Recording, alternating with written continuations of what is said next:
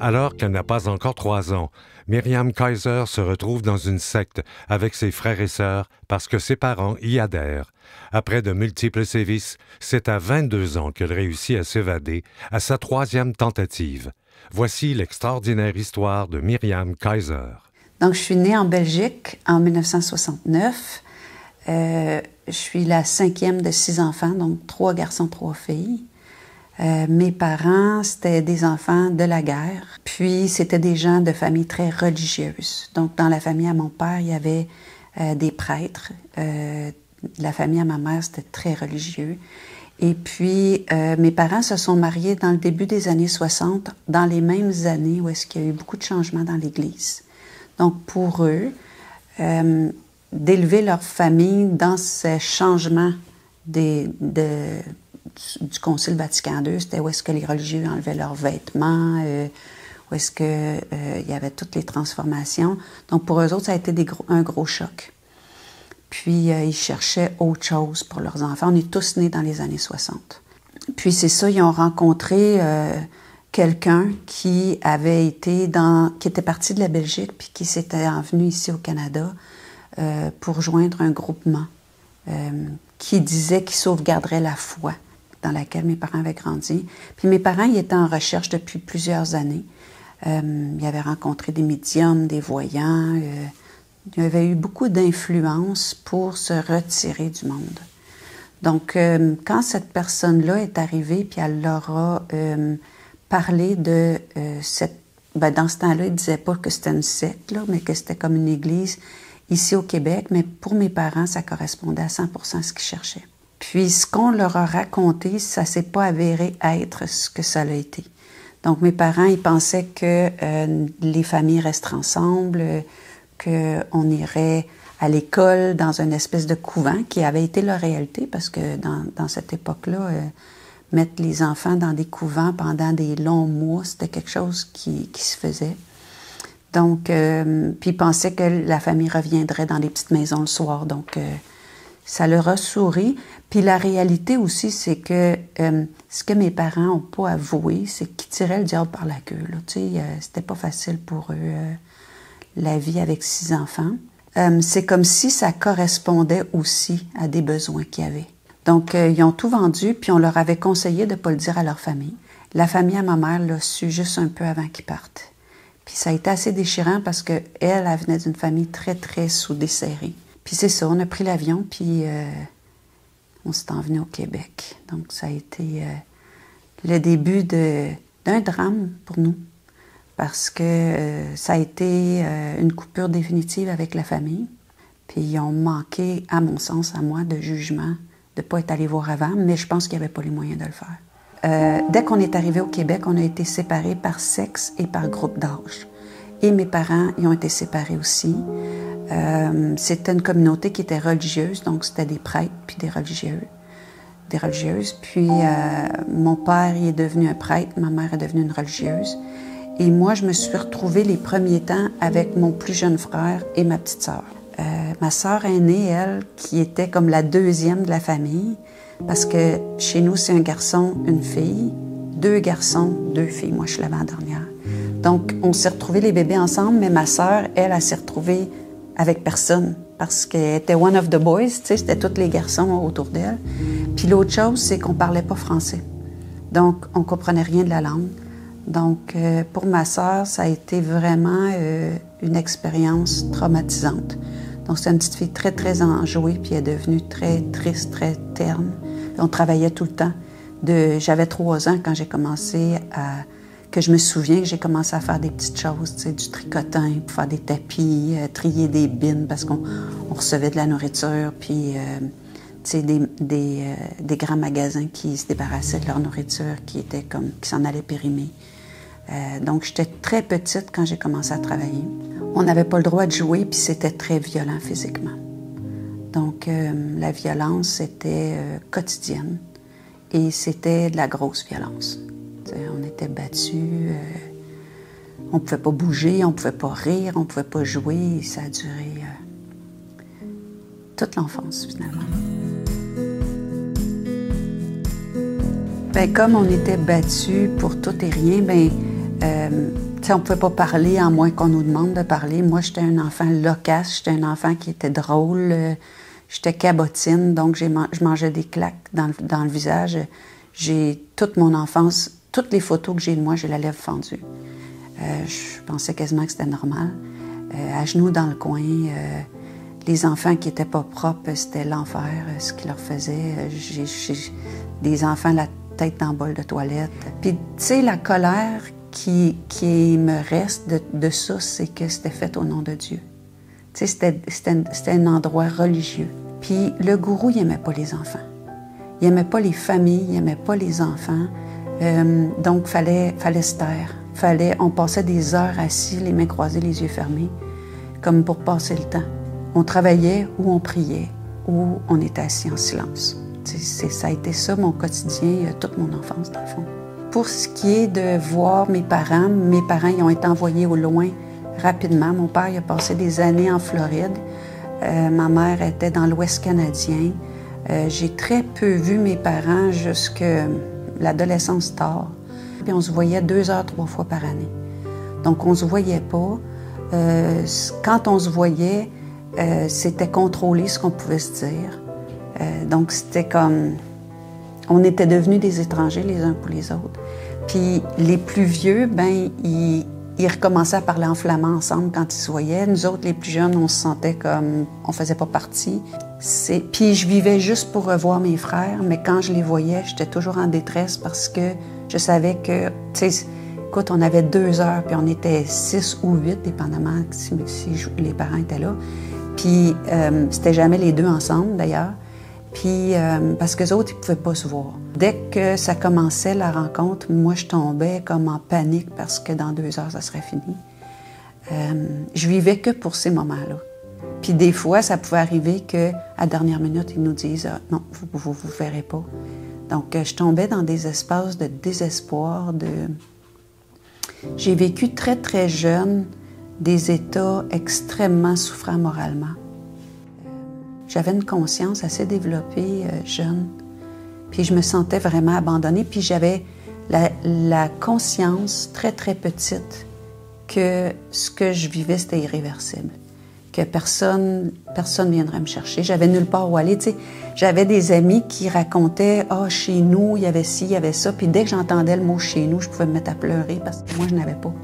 Tu sais, moi, je ne pouvais pas retourner en Belgique. Je connaissais plus ma famille élargie. Tu sais, ils venaient jamais nous voir parce que pour eux, ils s'étaient dit si on les isole, ben ils vont finir par virer de bord. Mais ça n'a pas été ça, là. Donc, je pouvais pas juste m'évader puis m'en aller chez nous. Il n'y avait pas de chez nous. Donc, je me suis sentie vraiment comme si la terre elle, s'était ouverte puis j'étais tombée d'une craque puis personne ne savait que j'existais. En grandissant, c'est sûr que la violence, tu sais, il y en a qui ont commencé à répondre. Hein? Puis c'est devenu difficilement contrôlable. Puis même si les hommes et les femmes étaient séparés, c'est que moi, je grandissais avec des filles dont les frères étaient avec mes frères. Donc ça créait quand même un esprit particulier. Les jeunes filles qui grandissaient, il y en a qui, tu sais, ils avaient envie de sauter à la clôture, il y en a qui le faisaient. Moi, j'étais relativement docile. Mais en même temps, il y a un aspect de moi qui les dérangeait. Je ne sais pas si c'est parce que je posais des questions, mais je sentais toujours que je dérangeais. En 86, si je ne me trompe pas, j'ai 17 ans, puis un de mes frères s'évade. Puis quand quelqu'un s'évade, c'est pareil comme s'il est mort, et on le démonise. Et moi, je vis que pour ma famille, puis je me suis jamais chicanée avec mes frères, donc pour moi, c'est Dieu en personne, là, je les adore, mes frères. Je m'ennuie de mon frère et je peux pas m'imaginer que je le verrai plus jamais. Puis mon frère, il était un gars, c'était un résistant. Puis je le regardais aller, là, puis j'étais comme fière, je voulais être comme lui. Mais quand il est parti, c'est comme si mon monde s'est effondré. Et je crois avoir fait une dépression. Écoute, tout ce que je savais faire, c'était de prier pour qu'il revienne, mais à un moment donné, c'est comme ce que je vivais, c'était tellement insupportable moralement que j'ai commencé à penser à m'évader. Et c'est ce que j'ai fait sur un coup de tête. Je me suis évadée un soir sans préparation. Puis, tu sais, on était toujours déplacés, on n'était jamais dans les mêmes lieux. Donc, quand j'étais 6 mois à une place, je pensais qu'on m'avait abandonnée, tu sais. Et à ce moment-là, j'étais dans un lieu vraiment assez loin, très retiré, dans le bois. Donc, c'est ça, tu sais, je suis là toute seule avec une personne âgée. Je commençais à prendre des libertés. Tu sais, je partais, puis j'allais explorer, puis je disais pas à quelle heure je rentrais, puis ça passait pas du tout. Puis elle avait appelé à la maison mère pour parler de mon comportement. Puis là, ils lui ont dit, ben, on va aller la chercher en fin de semaine, puis on va l'amener à Québec. Puis j'avais déjà été dans leur maison à Québec, puis ce que j'avais vécu, c'était insupportable. Donc là que je me suis dit, ça se peut pas. Donc le soir, j'ai pas réfléchi. J'ai juste pris la clé des champs, je suis partie par le bois. Puis, mais tu sais, on était en plein mois de décembre, il faisait froid comme c'était pas possible. Puis tu sais, j'ai eu froid, j'ai dormi dehors, je savais pas où aller. J'avais peur des gens parce qu'on était vraiment coupés du monde. Puis, tu sais, j'ai grandi en me faisant dire que le monde était mauvais ou qu'il était méchant, tu sais. Donc, je connaissais pas non plus la police, les services sociaux. Donc, je savais pas comment je pouvais aller chercher de l'aide. Donc, tu sais, ça a vraiment été un coup de tête. J'ai erré ici et là. J'ai croisé un monsieur qui venait de temps en temps nous donner un coup de main. Lui, il se capotait un peu. Qu'est-ce que c'est qu'ils vont dire? Puis qu'est-ce que je fais avec toi? Puis il m'a emmené chez des gens qu'il connaissait. Puis, tu sais, l'affaire, c'est qu'eux autres, ils m'avaient déjà croisé. Puis il me dit, « Hey, tu ressembles à la petite sœur qui est là. Écoute, j'étais habillée en sœur, j'avais 15 ans, là. » Tu sais, 15, 16 ans, 17 ans, là, tu sais. Donc, les gens, ils devaient me trouver bizarre, là. Puis, non, c'est pas moi, tu sais, mais en même temps, ils devaient voir, tu sais. Puis, en tout cas, c'est tout ça pour dire que, tu sais, j'étais là, mais là, les petits gars de la maison, c'était après moi. Puis, écoute, ça a été une expérience assez particulière. Elle m'a offert un steak, j'avais jamais mangé ça. Elle me demande... Tu le prends comment, ton steak? Tu le veux-tu cuit? Puis je sais pas ce que ça veut dire, moi, parce que pour moi, c'est une évidence qu'il faut que tu cuises ta viande. Là. Ben oui, cuit, donc elle me sert une semelle de botte, tu sais. Puis moi, je connais rien. Eux autres, ils écoutent la lutte. J'ai jamais écouté la télé, là. Donc je regarde ça, puis je suis comme, aïe, ils sont bizarres, tu sais. La musique, puis... Tu sais, j'ai vécu dans le silence, j'ai jamais entendu de musique. Je suis complètement pas dans mon élément. Donc, je m'en vais de là. Puis là, le monsieur, il me retrouve, puis il me dit, faut que tu retournes. Il dit, faut que tu te prépares mieux que ça si tu veux t'en aller. Il me parlait un peu du monde, puis lui, ben, il était comme, tu sais, il savait qu'il me cherchait, là. Donc, il dit, moi, je peux pas leur mentir, mais j'ai dit, dis-leur pas où est-ce que je suis, tu sais. En tout cas, de fil en aiguille, il m'a mis sur l'autobus, me retourner, mais à la maison mère. Il m'a retourné à Montréal. J'ai quand même été bien accueillie. C'est comme si ça les a surpris que j'étais partie. Puis ils ont joué de la compassion, mais c'était comme... Je voyais qu'ils voulaient savoir où est-ce que j'étais. Puis quand je suis revenue, j'ai su que mon frère était revenu. Donc là, ça m'a comme un peu pris au piège, tu sais. Parce que moi, évidemment, tu sais, dans le meilleur des mondes, j'aurais voulu retrouver mon frère. Mais mon frère, il était revenu. Ça m'a comme... J'ai vécu un moment où j'étais comme déçue, puis en même temps contente. Je savais plus. J'étais comme perdue. Donc, ce qu'ils ont fait, c'est qu'ils m'ont envoyé à Toronto avec ma sœur la plus vieille. On faisait du porte-à-porte. Puis ça, c'était extrêmement pénible. Les gens n'étaient pas fins avec nous. Puis c'est sûr, écoute, la secte, elle avait une réputation, puis je comprends les gens, mais en même temps, nous autres, on était des enfants qui étaient pris au piège, là. Donc, à Toronto, c'est aussi extrêmement pénible. Puis, il arrive un drôle de hasard. Tu sais, les hommes, on les voit circuler de temps en temps, mais on n'a pas le droit de les regarder ni de leur parler. Puis, à un moment donné, il y a des problèmes de chauffage puis d'électricité dans la maison, une vieille maison dans laquelle on est à Toronto. Donc, il y en a 2 qui arrivent pour réparer ça. Et je vis encore des situations extrêmement pénibles. Et à un moment donné, on m'envoie comme en punition et je croise un des gars que je croisais de temps en temps. Puis, tu sais, l'ambiance est particulière, là. C'est les frères des filles avec qui je grandis. Donc, tu sais, il y a tout ça. Puis, je sais qui est qui, là. Et lui, il est extrêmement gentil.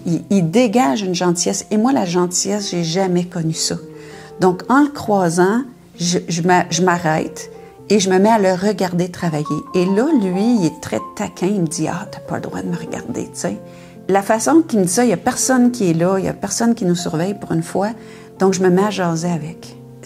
Ça commence une affaire où est-ce que lui, il trouve moyen de venir me voir dans la nuit, puis on commence à avoir un flirt. Mais lui, plus vieux que moi, lui, il s'amuse.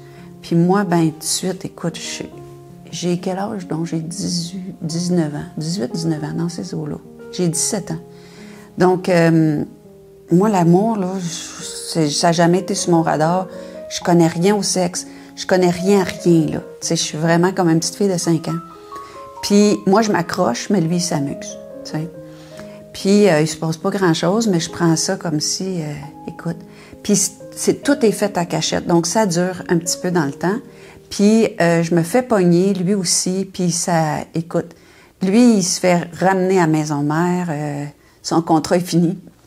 Puis moi, je sais que dans les semaines qui suivent, je retourne à la maison mère et que là, je vais écouter. Je le sais et j'ai pris les devants.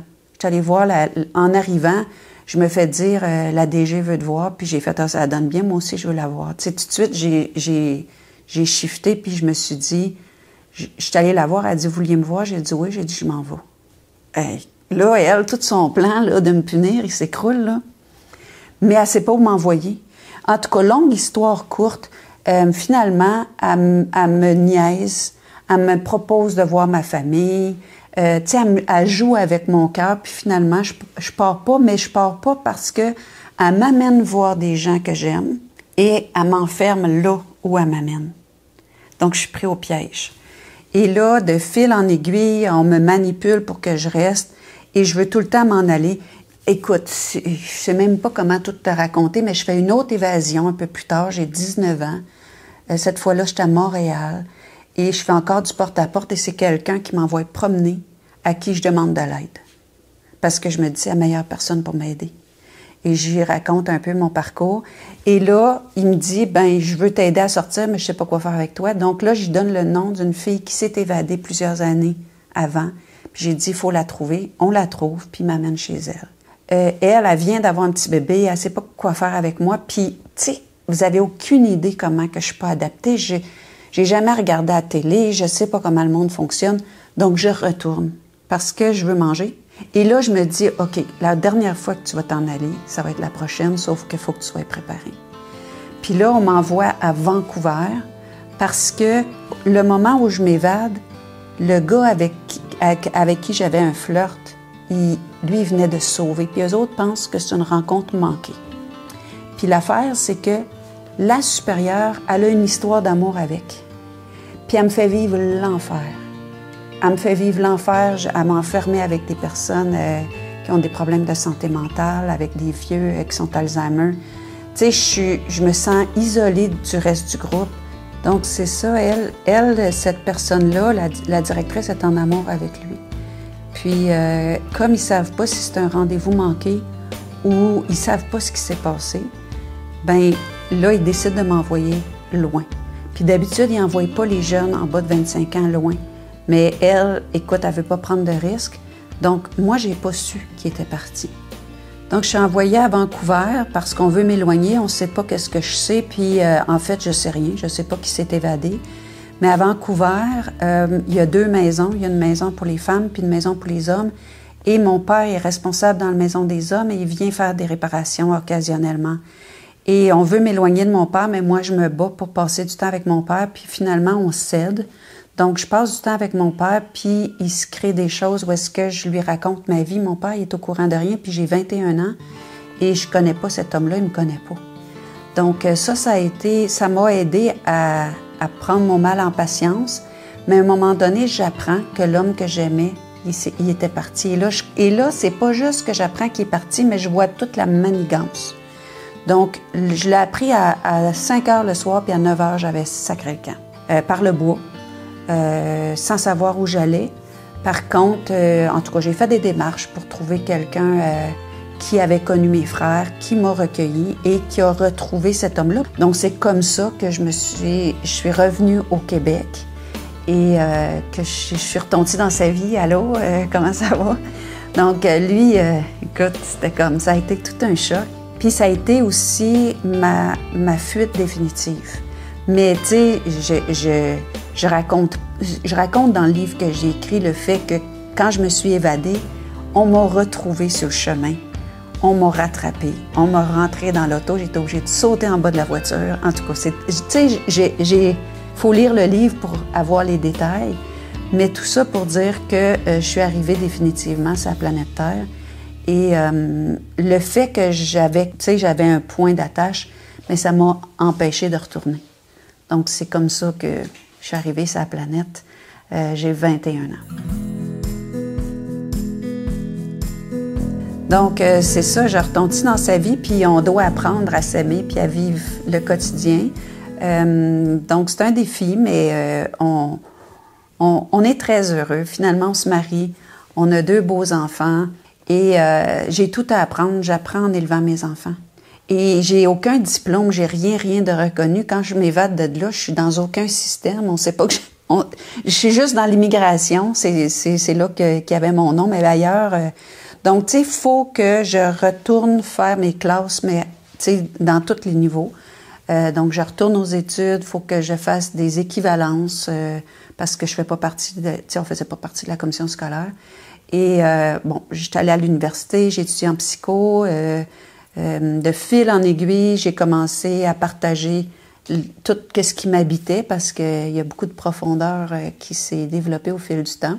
Tu sais, je suis devenue conférencière, je donnais des formations. J'ai mis sur pied des formations pour enseigner aux gens qu'est-ce qui m'a aidé à sortir du pire vers le meilleur.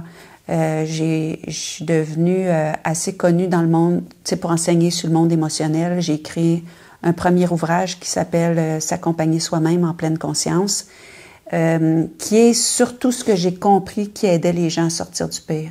De fil en aiguille, les gens ont commencé à entendre parler de mon histoire parce que je la racontais pas. Et on me demandait souvent « Pourquoi tu racontes pas? Ça serait le fun que tu écrives. » J'écris bien, j'écris facilement. Donc, en 2019, après le décès de mon père, j'ai décidé d'écrire l'histoire de mes 22 ans. C'est sûr qu'il y a beaucoup de gens qui aimeraient la suite, mais ça, c'est une autre histoire, parce que l'intégration à la société, ça a été tout un autre rodéo. Le papa de mes enfants, il est décédé il y a 2 ans. Ça a été une grosse perte dans ma vie. Ça a été un ange pour moi, sur tous les plans. Tu sais, j'ai 3 livres sur le marché, puis j'apprends à vivre avec l'histoire du passé, parce que les enfants qu'on abuse enfants, les enfants à qui on fait vivre autant de choses, c'est une sentence à vie. Dans le sens où, oui, on peut être heureux. Oui, on peut avoir des belles vies, mais ce qui nous a été fait, ce qui nous a été enlevé, c'est du jour après jour où est-ce qu'il faut travailler à toujours être le meilleur de soi puis à émerger du pire vers le meilleur. Femme brillante, sensible et spirituelle, Myriam Kaiser continue à se forger un chemin vers le bonheur et la liberté. Son histoire se veut une source d'espoir pour toutes les personnes aux prises avec des restrictions qu'elles n'ont pas choisies. C'est ça la vie.